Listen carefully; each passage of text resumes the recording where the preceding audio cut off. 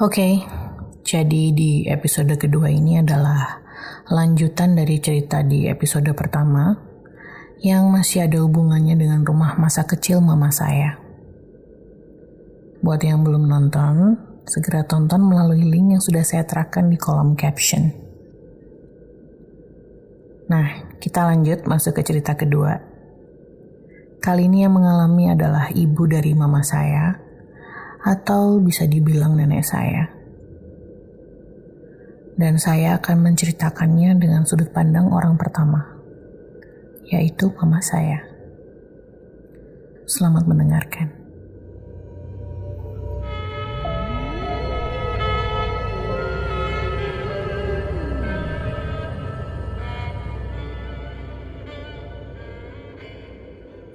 Cerita 2 untuk episode 2. Kuda Putih Pak Daman.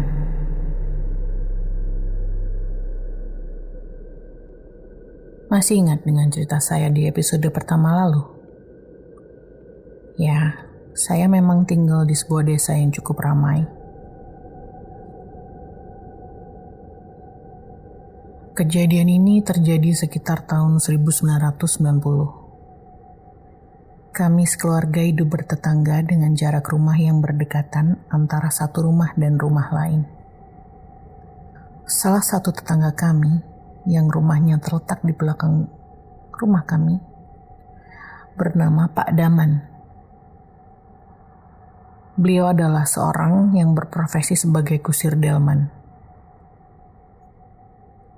Nah, Pak Daman ini mempunyai 2 ekor kuda, yang satu berwarna coklat dan satu lagi berwarna putih. Kami sering melihat Pak Daman mengembalakan kudanya di padang rumput luas yang berada di belakang pemukiman kami. Makanya, kami hafal dengan kuda-kuda Pak Daman. Tapi, inti cerita ini sebenarnya bukan untuk membahas Pak Daman. Namun pengalaman ibu saya yang terjadi di suatu pagi buta yang ada hubungannya dengan salah satu kuda tersebut. Sebenarnya sudah jadi hal lumrah bagi orang-orang di desa untuk bangun pagi sekali. Di mana saya maksud pagi sekali itu benar-benar pagi buta. Termasuk ibu saya. Sejak muda, beliau mempunyai kebiasaan bangun pukul 3 pagi setiap hari untuk memasak nasi, sholat subuh, menyapu halaman, dan pergi ke pasar di pagi-pagi. Beliau mempunyai kebiasaan bangun pukul 3 pagi setiap hari untuk memasak nasi, sholat subuh, menyapu halaman, atau untuk pergi ke pasar di pagi buta. Hari itu seperti hari-hari lainnya, tidak ada yang aneh. Ibu yang biasa melakukan ritual bangun pagi pukul 3 terpaksa terbangun lebih awal. Karena sekitar pukul 2.30 pagi, ibu terbangun kaget mendengar sesuatu dari jalan setapak di samping rumah yang sejajar dengan jendela kamarnya. Saat itu, kata ibu, beliau mendengar ada suara kuda meringkik dengan derap langkahnya yang berlari mondar-mandir di jalan setapak itu. Suaranya berisik sekali, sampai-sampai ibu tidak bisa melanjutkan tidurnya. Beberapa menit ibu mendengarkan dengan seksama suara itu.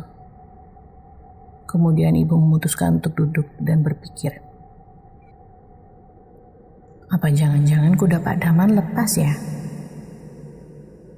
Tak lama, pelan-pelan ibu memutuskan untuk turun dari ranjang tanpa membangunkan bapak atau seisi rumah. Walaupun sebetulnya ibu heran, suara derap kuda dan ringkikan sekeras itu, kenapa hanya ibu yang mendengar dan yang lain tidak terbangun? Saat keluar kamar, suara derap kuda itu masih terdengar, mondar-mandir. Suaranya menjauh, kemudian mendekat, kemudian menjauh, dan begitu terus disertai ringkikan kuda. Akhirnya, Di pagi yang sangat hening dan gelap itu, ibu memutuskan untuk ke kamar mandi saja. Ingin mencuci mukanya dan menyapu halaman lebih awal. Niatnya sambil sekalian mengecek apakah betul itu kuda Pak Daman yang lepas. Karena kalau iya, ibu berniat memberitahu tetangganya itu kalau kudanya keluar dari kandang. Sebetulnya sebelum keluar rumah, firasat ibu sudah tidak enak. Pagi yang awalnya terasa seperti pagi-pagi lainnya, hari itu tiba-tiba muncul satu perasaan yang tidak tenang di batin ibu. Tapi waktu itu, ibu memilih untuk mengabaikannya. Setelah cuci muka, ibu kemudian berniat keluar rumah. Saat ibu membuka pintu ruang tamu dan berjalan menuju jalan setapak di samping rumah, tiba-tiba suara derap kaki kuda yang tadinya sangat berisik itu hilang begitu saja. Dan ibu tidak menemui seekor kuda pun. Padahal, saat ibu membuka kunci pintu ruang tamu, ibu masih bisa mendengar suara derap langkah itu. Tapi begitu keluar, suara itu tiba-tiba hilang. Sampai di sini keanehan itu semakin terasa saja. Sebetulnya ibu sudah mulai agak takut. Namun itu tidak mengurungkan niat beliau untuk menyapu halaman. Ibu memutuskan untuk mengambil sapu dan mulai menyapu dari halaman depan rumah. Sepi sekali waktu itu. Biasanya sudah ada beberapa tetangga yang terbangun. Entah itu mereka ikut menyapu juga, atau hanya sekedar berjalan-jalan dan saling sapa. Pikir ibu mungkin masih terlalu pagi. Namun hari itu berbeda. Jam sekian belum ada seseorang pun yang terbangun. Hanya ibu sendirian di tengah heningnya pagi buta yang masih gelap. Di saat bagian depan rumah sudah selesai disapu, ibu memutuskan untuk menyapu jalan setapak yang ada di samping rumah. Dan disinilah keanehan tersebut berlanjut. Di saat itu, ibu lagi-lagi mendengar suara derap kaki kuda berlari dari kejauhan. Di ujung jalan setapak yang gelap. Lengkap dengan ringkikannya. Pikir ibu waktu itu, ternyata beneran kudanya Pak Daman toh yang lepas. Lama sekali ibu menunggu kuda itu untuk lewat. Namun tak kunjung keluar dari kegelapan jalan setapak itu. Sambil menyipitkan mata, ibu celingukan.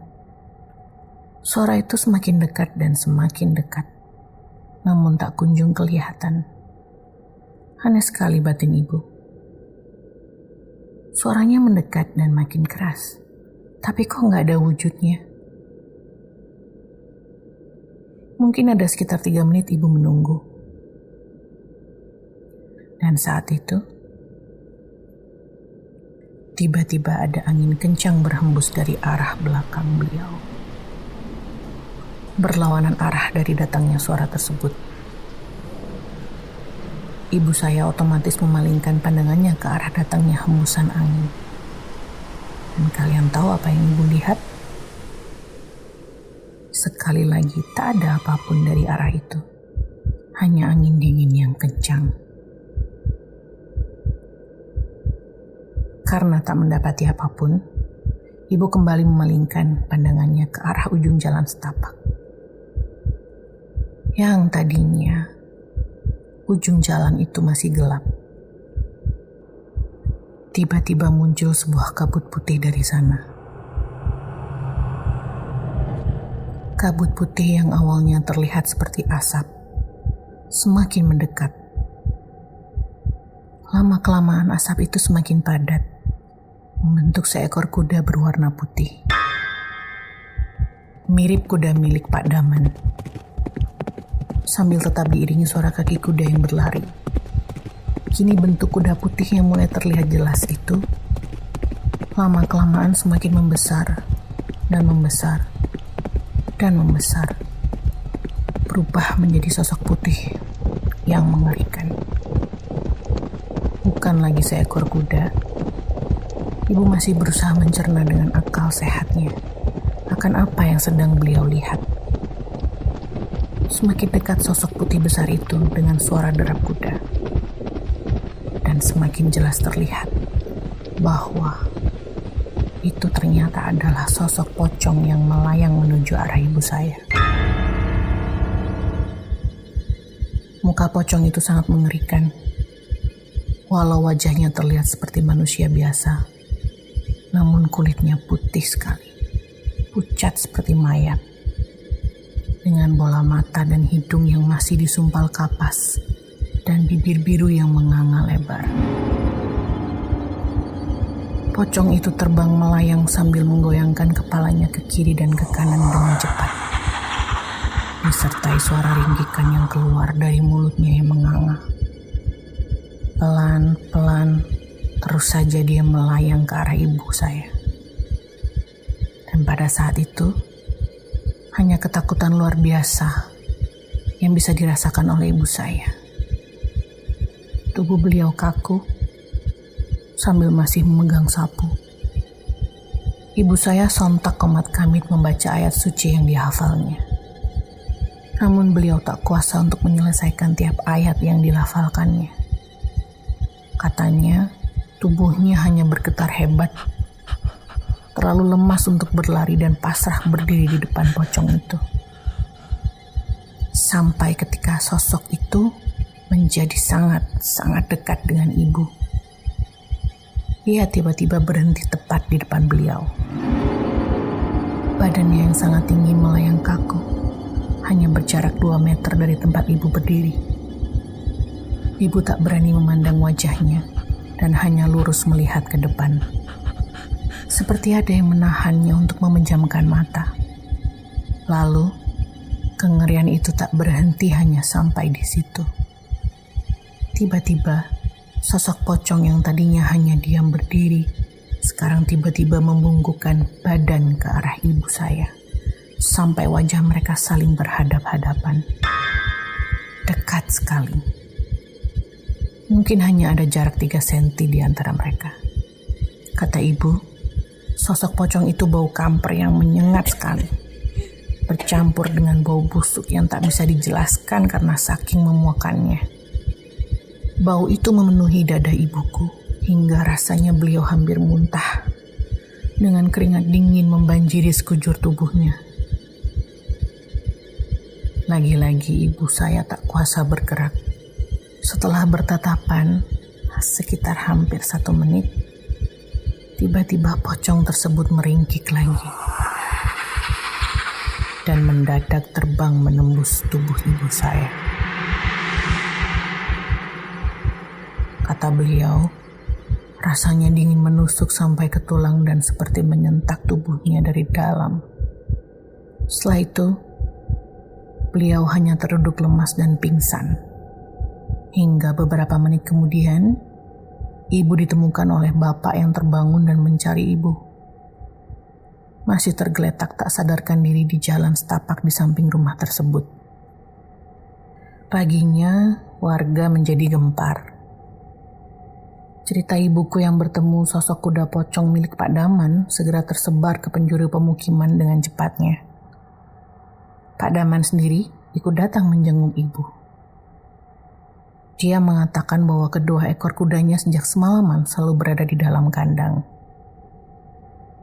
Jadi apa sebenarnya sosok kuda pocong yang ibu lihat itu? Sampai sekarang hal tersebut masih menjadi sebuah misteri. Yang pasti, sejak saat itu, ibu sudah tidak berani bangun terlalu pagi. Sekarang beliau akan menunggu azan subuh terdengar dahulu, baru berani untuk keluar rumah dan melanjutkan rutinitas paginya. Oke, sekian untuk cerita kedua kali ini. Masih ada beberapa cerita yang berhubungan dengan rumah masa kecil saya. Nanti akan saya lanjutkan di episode berikutnya. Terima kasih sudah menyimak.